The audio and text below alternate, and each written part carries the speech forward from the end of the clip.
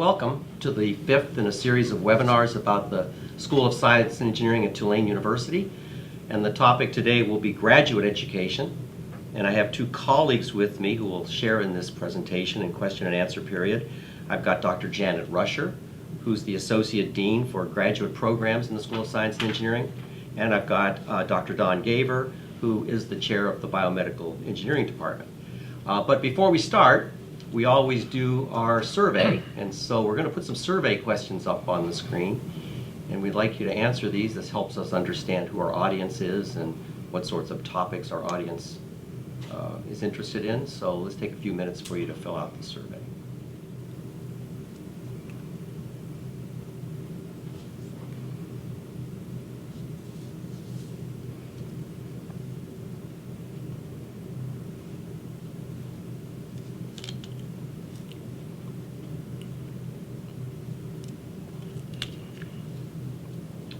Okay, we're good.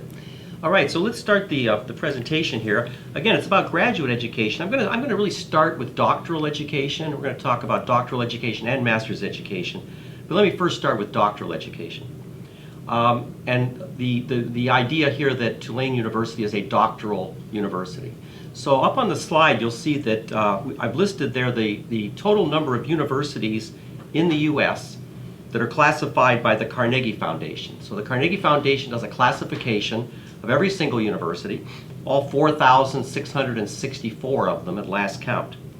And of those 4,664 universities, the Carnegie Foundation classifies 335 of them as doctoral universities. What that means is that the number of doctoral students that they produce each year exceeds a certain threshold. So that's only about 7% of all the universities in the country are doctoral universities, and Tulane is one of those universities. If you look at that set of 335 universities, they are further classified into what are called R1, R2, and R3 universities. And that designation has to do with the research volume at those institutions, the sponsored research. The highest level of research activity is R1. There are 115 universities of that 335 that are classified as R1 universities, and Tulane is one of those universities as well. So that's 2.5% of all the universities in the country.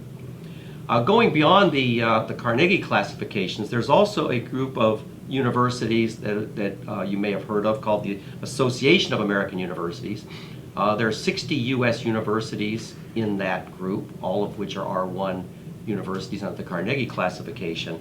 And we're one of those universities, and that's 1.3% of all the universities in the country. So our identity as a doctoral university is very, very important. Our research productivity is very important to us. And let me talk about that a little bit in terms of the School of Sciences and Engineering's role in that. The next slide shows a squared off Venn diagram that is included in the strategic vision of the strategic plan of the school that was put together when we were founded a little over 10 years ago. And there are 4 pillars to the school that are identified in that diagram. There, of course, is undergraduate education, and we've talked about that in a previous webinar, the importance of undergraduate education at Tulane and the role of the School of Science and Engineering in undergraduate education. There's also, now what we listed there in our strategic plan was research and doctoral education. Now we're going to talk about it more broadly as graduate education, but we clearly identified in the strategic plan doctoral education. And there's a good reason for that as well, because the School of Science and Engineering is a very large player in doctoral education and research at this institution. And then there are 2 other areas there, the K-12 STEM education and the technology transfer and commercialization. I've alluded to those in previous webinars, and I believe that's going to be the topic of a future webinar.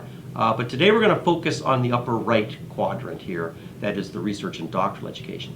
I think another thing I'd like to point out on this slide is the intersection of these different areas.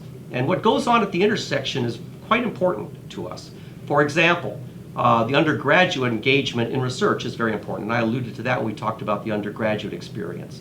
And today you're going to hear a bit about the intersection of the research and doctoral education area with the technology transfer and commercialization. So this forms the premise, the underpinnings of what we're going to talk about. And again, we're going to focus on the upper right-hand quadrant today.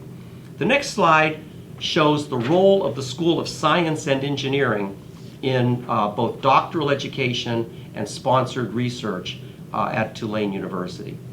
As you can see, we are the largest doctoral program on this campus.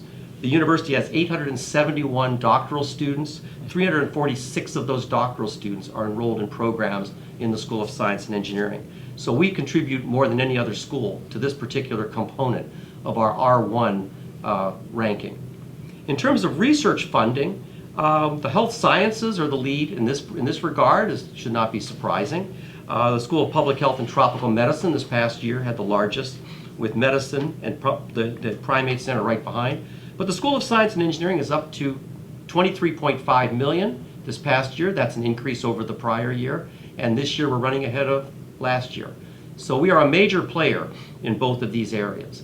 And so that's why I think the importance of the doctoral program and our research productivity is a topic that I really would like to get into more depth today and answer any questions you might have about it. The remainder of today's webinar, which is shown on the next slide, we're going to first have an overview of our doctoral and master's education in the School of Science and Engineering, and Associate Dean Ruscher will fill you in on all of that. And then we're going to hear about a very, excuse the pun, innovative doctoral program in bioinnovation from Dr. Don Gaver, who is in addition to being chair of the Biomedical Engineering Department, is also the director of that particular program. So at this point, I'm going to turn it over to Dean Ruscher. Okay. Hi. So on this first slide that you see here, we have a listing of our PhD programs that we have in the school. Most of these programs predated Hurricane Katrina. The exceptions are the Bioinnovation program. You're going to hear about that in a little while. And then Materials Physics and Engineering is a new program that is housed in the Department of Physics and Engineering Physics, and that just started this year. And we have an interdisciplinary PhD that's for any particular combination students can come up with. But what we've been doing in recent last 2 years is having the computer science faculty use that so that they can have PhD students. And we are now entering into the final phases of getting approval for a standalone PhD program in computer science. So that's sort of where we are. I have separated them into two sides, and you can slice things in the School of Engineering lots of different ways. I put materials, math, and material sciences, math, computer science, and engineering on one side, and put the biobehavioral the biobehavioral ones on the other side. But you could also put it by the buildings. So our building has evolutionary biology and 2 engineering departments in it. Chemistry is in the same building as psychology. So when Dean Altero talks about us being an integrated school, he really means it's an integrated school both physically and disciplinarily. I've also given you kind of a snapshot of what our student body looks like at the doctoral level. 39% are international students. That's not atypical across the United States to have some doctoral students in science and engineering being from overseas. And 44% are women. I think sometimes there's a perception that science is for men and engineering is for men. That's not true. And then if you look at the split down a little further, you can see that the physical sciences and engineering are about half and half, international and domestic. There is a gender balance that's different, so 35% are women. And then on the biobehavioral earth sciences, we have fewer international students and more women. Again, that kind of varies from year to year, but that's a good approximation of what we look like. So how many PhDs we produce, again, that varies from year to year. It could be 40, 60, 70, depending on how many we have, but that's one of the things that you want to have for an AAU university, and we're the largest producers of the PhDs on the university campus. The dissertation topics, I don't understand these, so please don't ask me questions about them. Measurements of neutron scattering lengths, analysis of trace element cycling in marsh pore waters, PTSD and attention deficits in children. Those are just some of the kinds of topics, so we really do go across the full range. Then what do we do after we get a degree? We all became faculties, but a lot of our graduate students go into industry. You'll notice that a large portion of them take postdocs. Postdocs sometimes lead them to tenure-track faculty positions, but other times they go into industry or they might go to a national lab after a postdoc. So that's not a guarantee that they're going to become faculties. And then we also have some where we don't know where they are. Some of our PhDs don't keep in touch with us, so that's sad, but it's true. And those are the data from the last couple years, but that's what the data looked like in 2013, so it's not too different. As Dean Altero mentioned, we focus on PhD programs, but we also have a number of targeted master's programs. And again, I have a listing there. These are all on our website. Some of them are called 4+1 programs, which are only available to students who got their undergraduate degree here. So they, as seniors, take a few graduate courses, and then they finish up in that +1 year. And then we also have some programs where you can do a +1, or you can come from the outside, and then some that are only open to students from the outside. We got about 100 students who come into the master's program each year. So while Dean Altero was telling you we have about 350 doctoral students, we have another 100 of them are master's students. Two of the programs, I think, give you a nice indication of what we're doing in terms of trying to focus on what a market need is. The neuroscience program enrolls about 30 students each year. About half of them come from other universities, and about half of them are Tulane students. And most of them are planning to do pre-med, pre-vet, pre-dental, and a few of them will go on to PhD programs or right into industry afterward. And then another program that's smaller is housed in the Department of Psychology, Behavioral Health, enrolls about 7 students a year. Those are all 4+1 students. And the department had recognized that there was a market value or a need for people who were trained to work in hospitals and doing coordinating with behavioral health and behavioral medicine. So that program's fairly new, but the students are getting jobs in clinics or other places where they can practice. Sometimes they're working for child advocacy groups, wherever there's a place where that would be relevant. So that's kind of a quick picture of what PhDs and masters look like at Tulane. But now to get even deeper into things, Don Gaver is going to tell us about the bioinnovation program. Thanks, Janet.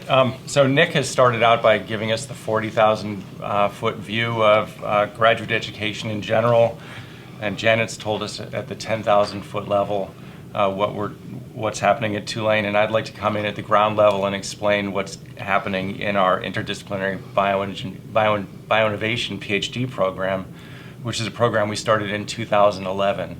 I'm the chair of biomedical engineering, and this is a second graduate program that is interdisciplinary throughout the whole university. And it's a collaboration between Tulane University, the National Science Foundation through a program called IGERT, which is Integrative Graduate Education and Research Traineeship, and the FDA. And the next slide explains our goal for this, which is to cultivate a new set of trainees who will investigate bioengineering and biomedical applications towards developing products that are translatable. And in doing so, we bring in students from excellent universities with a variety of different backgrounds. So they're students who have backgrounds in mathematics, biology, chemistry, chemical engineering, and biomedical engineering. And they come here and they work with faculty members in the School of Science and Engineering, the School of Medicine, and Public Health and Tropical Medicine.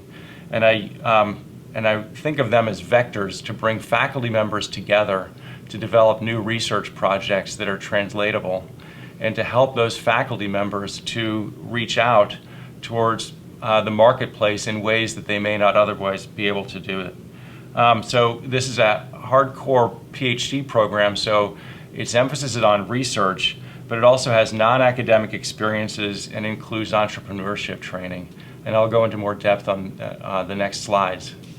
So I refer to this on the next slide as a Supra-Academic graduate program. So this provides our students with the opportunity to reach out beyond our academic boundaries to gain experiences in ways that they normally wouldn't.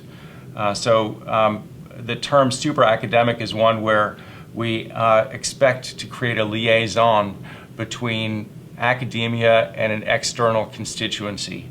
And in this specific case, we work with the FDA, but other experiences might exist. And so this slide shows the different students that are in the program, and we particularly seek to bring in diverse students, both culturally diverse as well as scientifically diverse, because we believe that that encourages a better interdisciplinary approach towards the science. When we begin, since this is a traineeship, we can afford to allow our students to do research laboratory rotations in different units in the university, so uptown and downtown.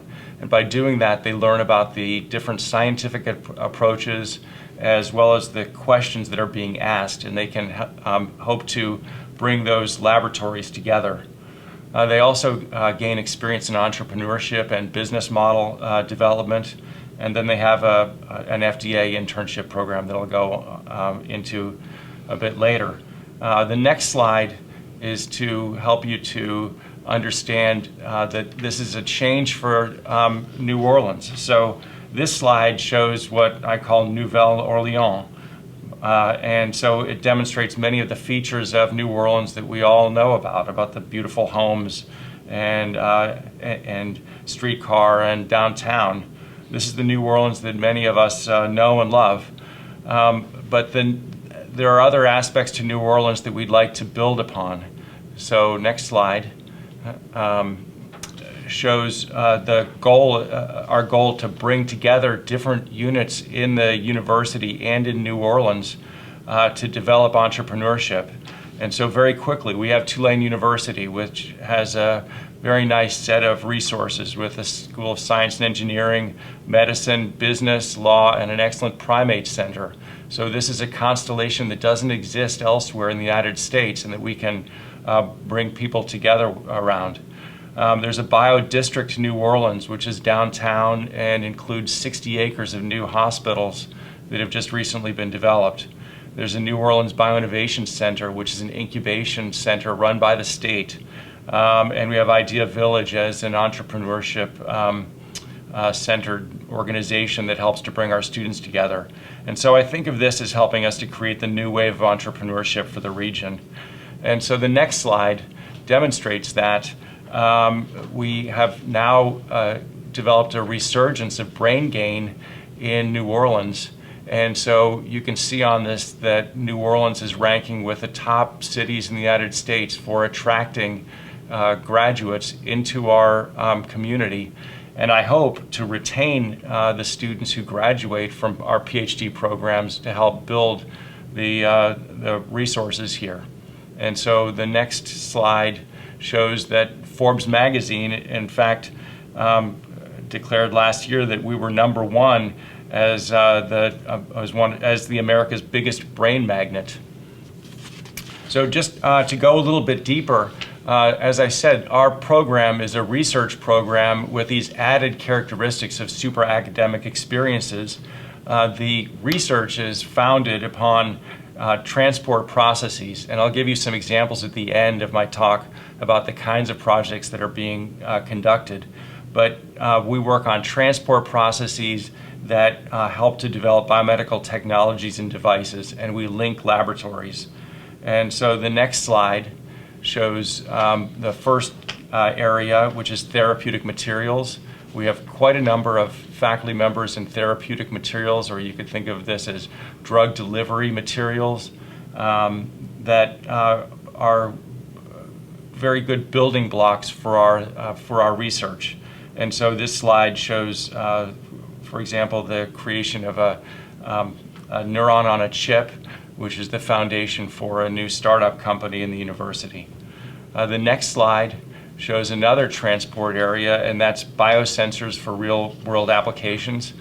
So that's a transport issue that has to do with transducing information from a biological sample, or being able to mimic biological phenomena and observe those in a very controlled manner. And then the next slide shows the third area, and that's regenerative medicine. And we have very strong groups in that area, both on the uptown campus and downtown campus. And this shows that, for example, if you want to regenerate ischemic tissue, whether it's cardiac tissue or other tissue, it's a very good idea to understand the foundations behind the transport processes through computational modeling, simulation, stem cell biology, etc. And then think about the delivery agents to deal with that ischemia, and then work towards a therapeutic goal of delivering a revascularized tissue. So, so that can occur in the brain, heart, many different tissues, and it's a good area from which one can build marketable research. So I'd like to move on to the next slide, which describes the FDA experience. So after the first year, our students have done rotations in different laboratories, and their goal is to bring those laboratories together and think about and design a research project for their PhD. But they spend the first summer going to the FDA in Silver Springs, Maryland, and they spend 12 weeks there, and that experience allows them to have a hands-on interaction in the regulatory environment, which is critical for market development and success. So this provides those students with insight into the kinds of issues they'll have to address once they do enter into the marketplace. So they work at the FDA as a cadre of students, so each cohort goes together, they live together in the same housing, and they work in the same unit at the FDA. So let me go to the next slide and explain why the FDA. And so for those of you who don't have any experience with the Food and Drug Administration, they oversee many different areas of healthcare, from drugs to biologics to medical devices, et cetera, as shown on this slide. And so this is really the epicenter for government regulation of medical devices. Now, our group goes to the CDRH. If you don't know acronyms as well as our students do, that's the Center for Devices and Radiological Health. And in that center, they look at the key issues listed on this slide. Efficacy. Do the devices work as intended? Safety. Do the devices injure people, or they want to make sure they don't injure people? How are they related to public health?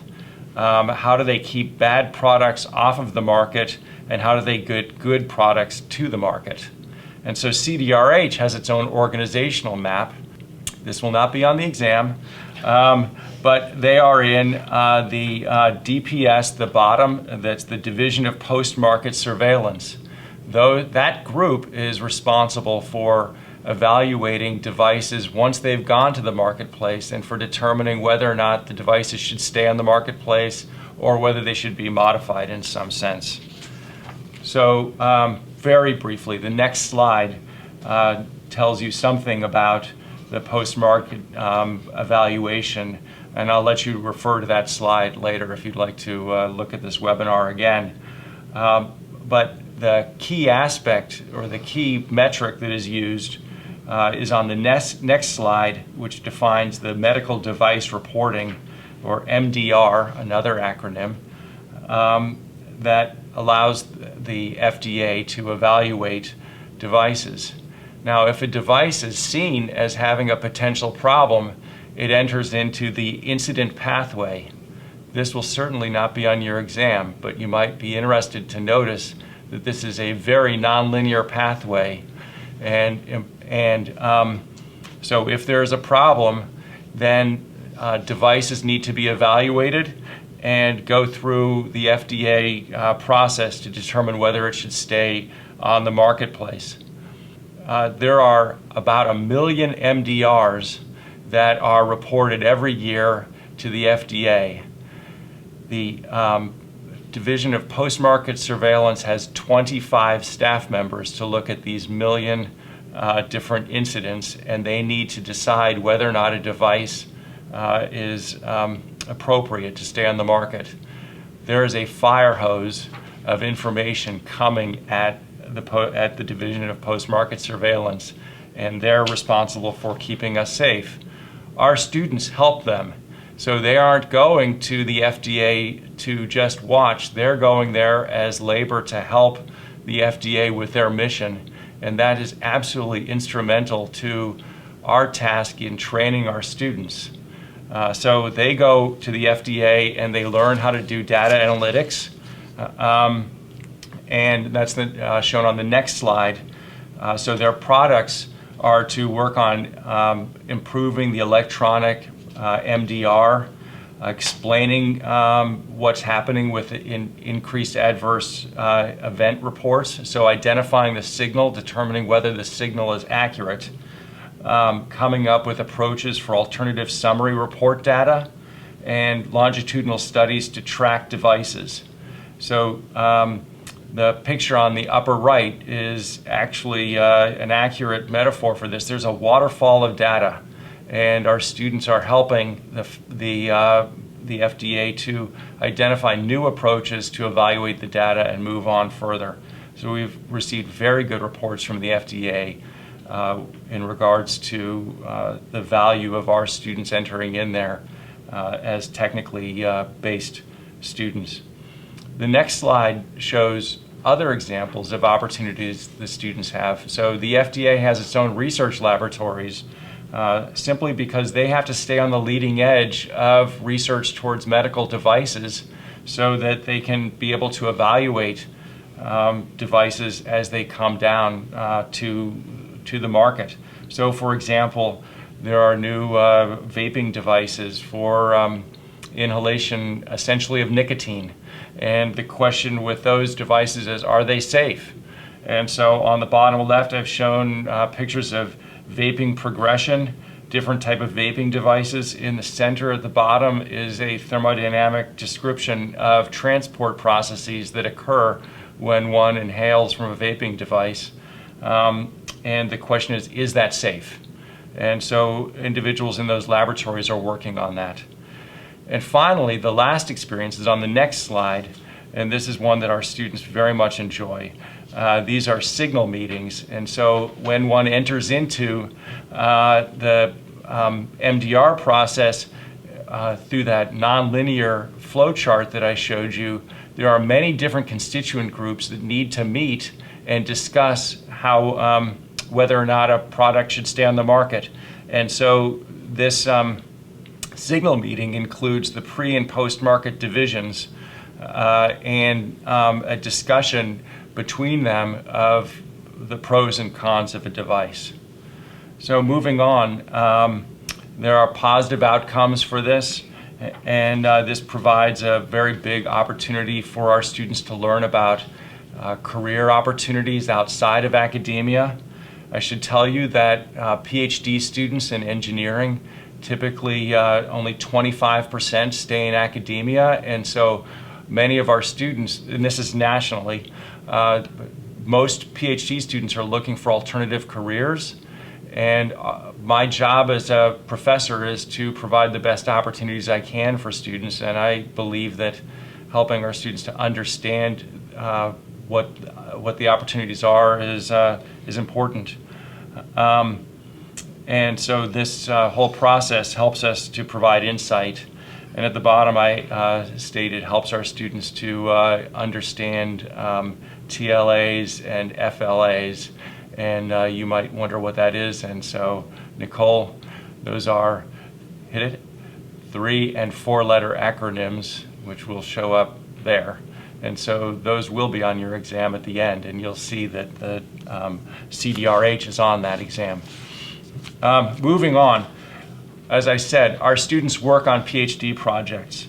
And so this is a list of the first page of a list of products. So development of an off-the-shelf implantable and absorbable ultraspin polyacrotone chitosome, I shouldn't start read it, device to regenerate damaged esophageal tissue. So individuals who need esophageal replacements could be provided with this. You'll notice that 2 of these have the denotation of I-Core. That's an innovation core program run by the National Science Foundation. We've had success with our students applying for these grants. These are $50,000 grants, and our students and their faculty colleagues and colleagues from industry work together and go to a boot camp on innovation, a lean launchpad boot camp. And then they go out and talk to potential clients who might purchase their devices.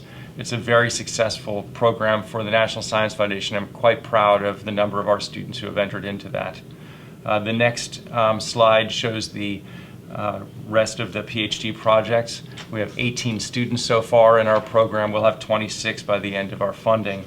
But you can see we've got 2 more Innovation Core projects on this list.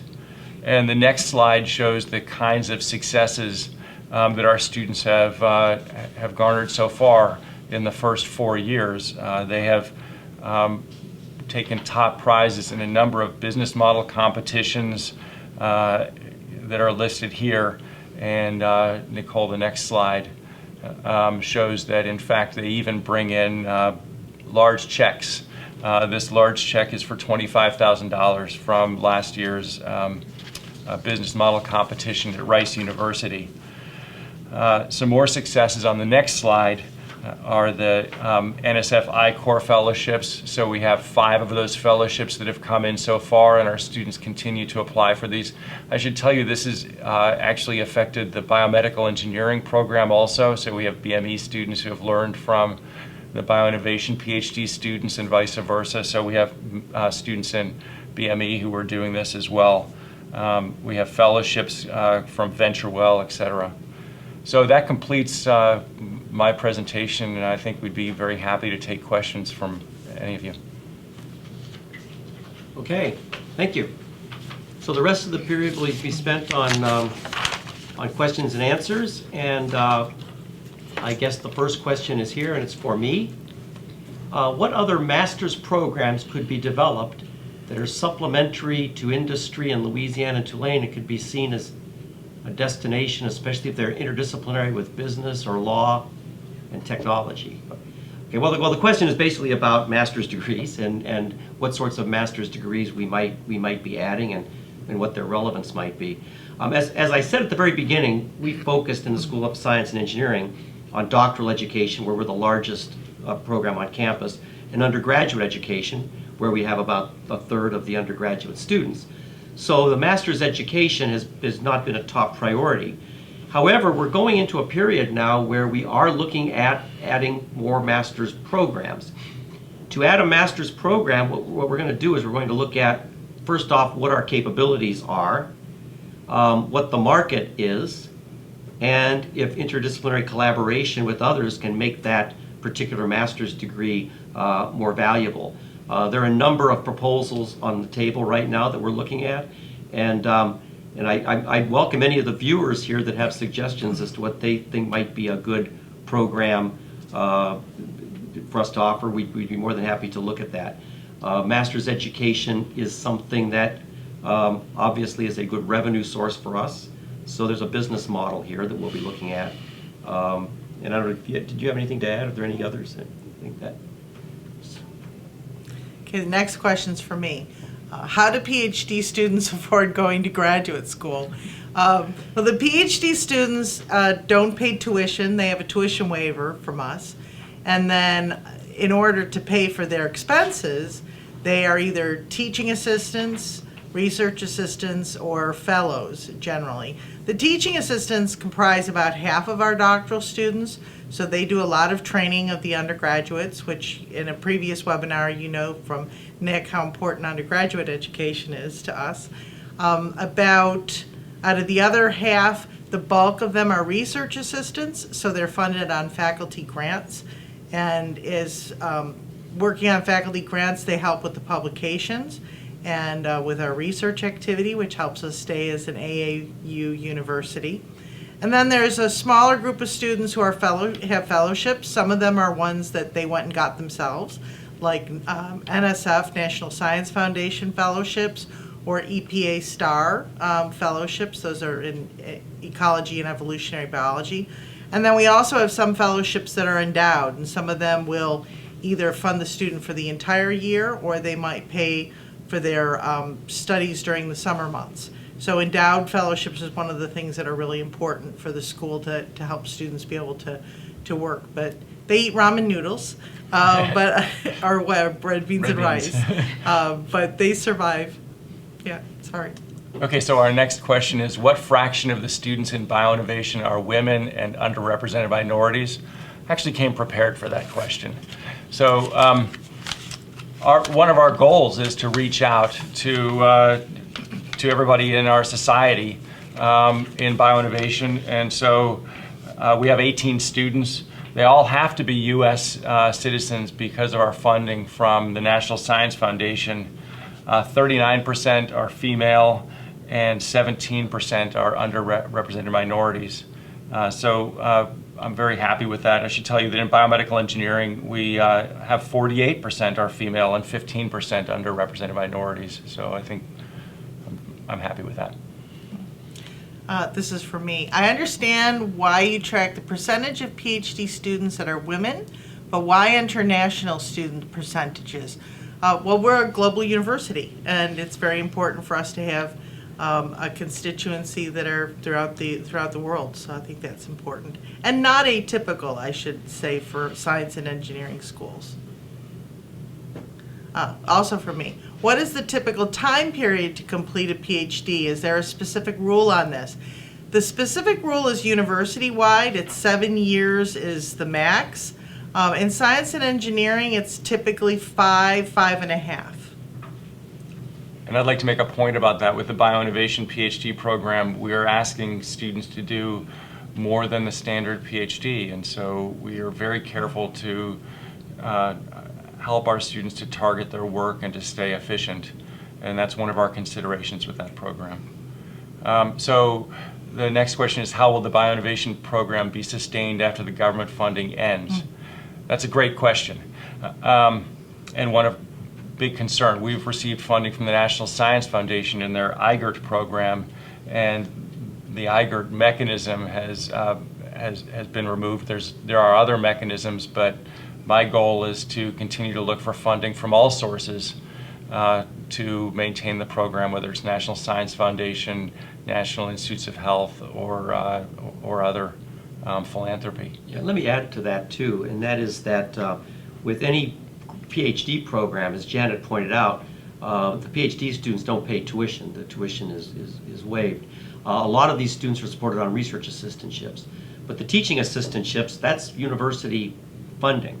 And so right now there are assistantships paid for by the National Science Foundation grant.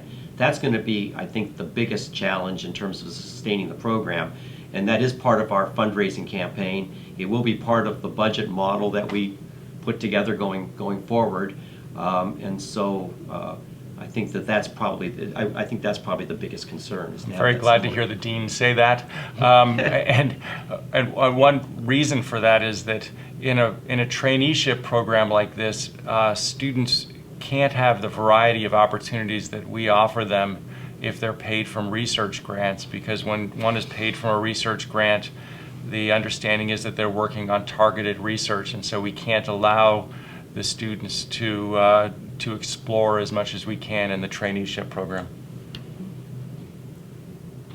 This one's for both of us. It's for both of us. You read. Okay. Are there other interdisciplinary PhD programs being developed at Tulane that follow the bioinnovation model?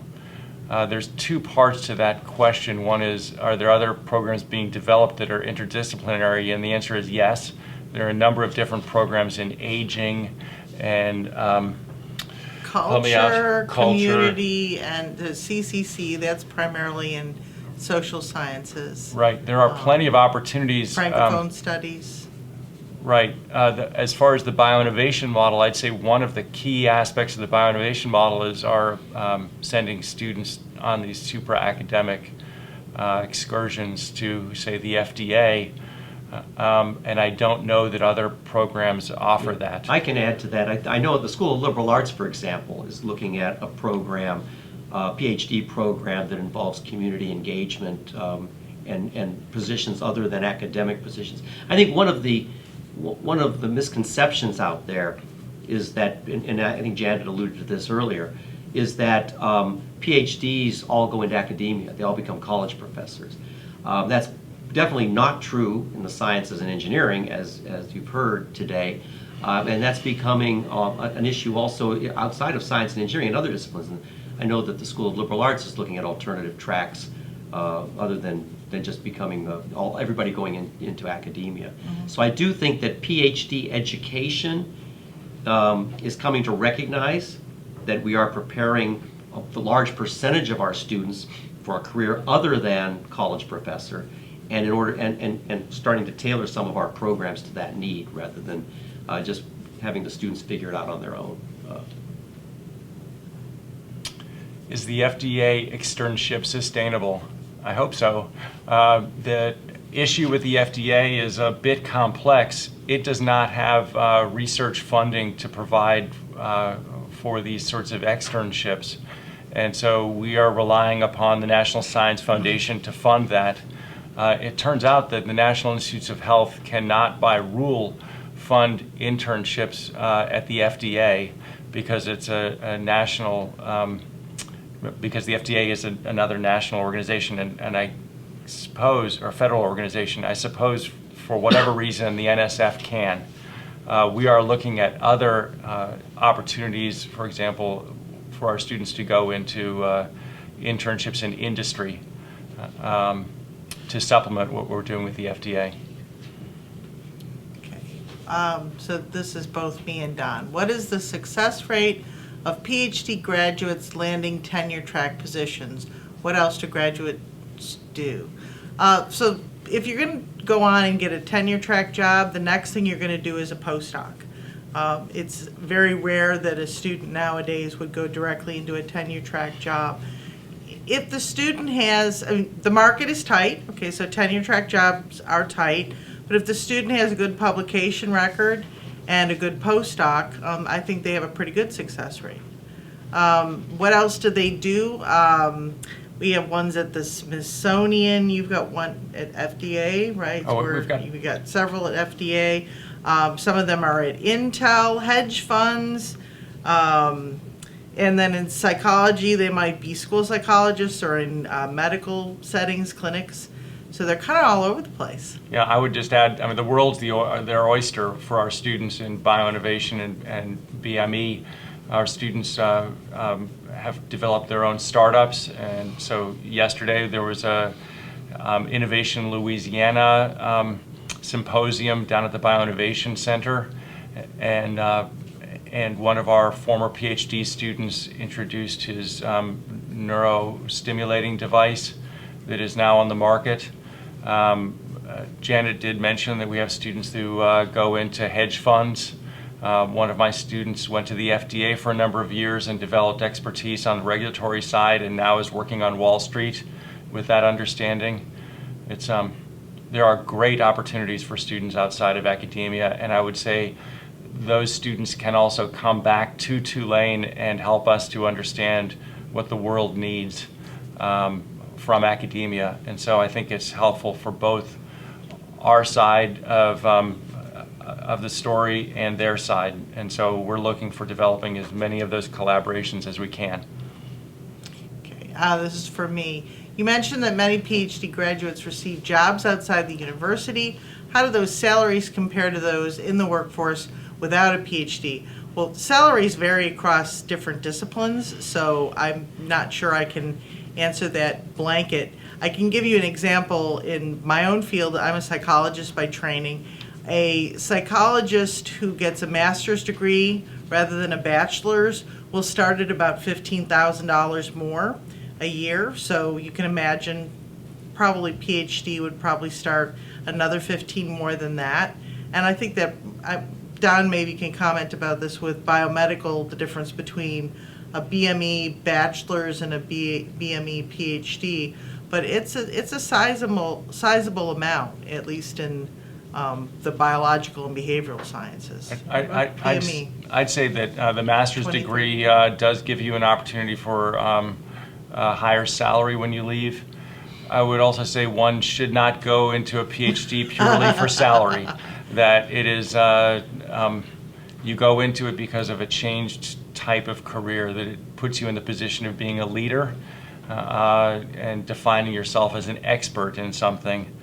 That being said, our students do quite well. There's probably not a very large salary increase when you go into a postdoc. Academia, if you're successful, can be a very fine career. And our students that go to Wall Street, I think, are doing very well. So I looked at data on this subject a number of years ago, not that long ago. And it was focused on engineering at the time, but I think it might apply to all the disciplines.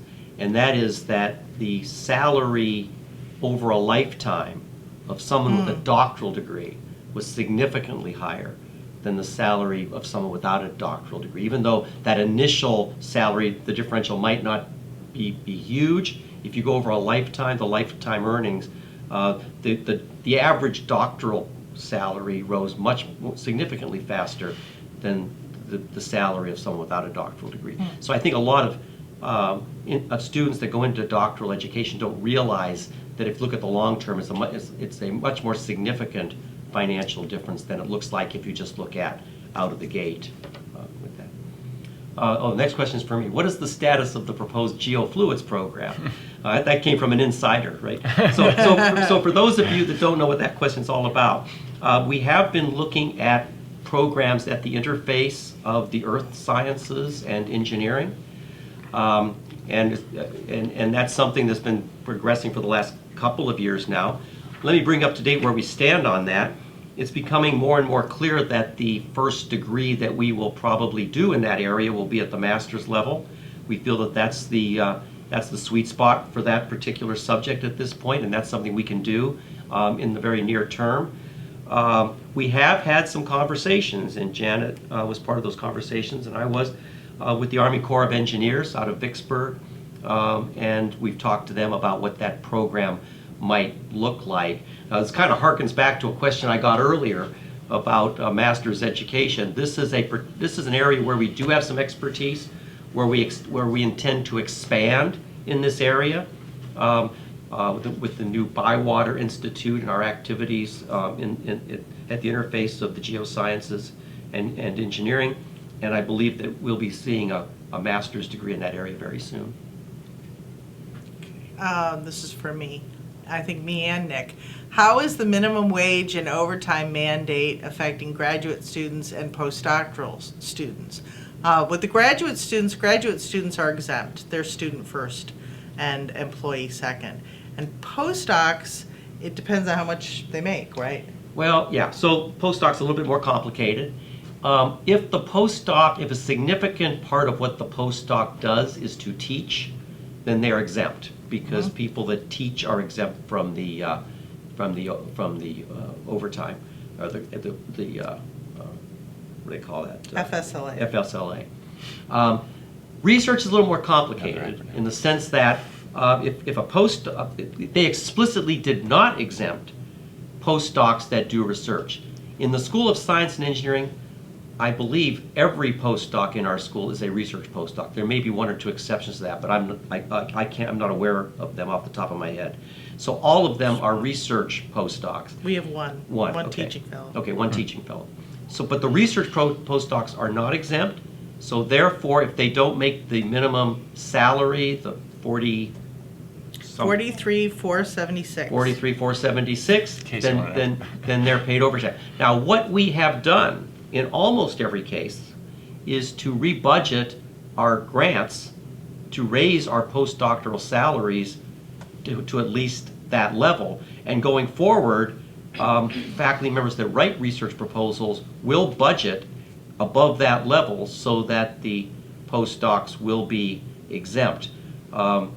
That was actually part of the intention of the legislation that was supported by the NIH, was to have it so that postdocs would make above that level, because it's very important for postdocs to be exempt because they're doing research and they're in the lab all the time. Research is not a 40-hour-a-week job.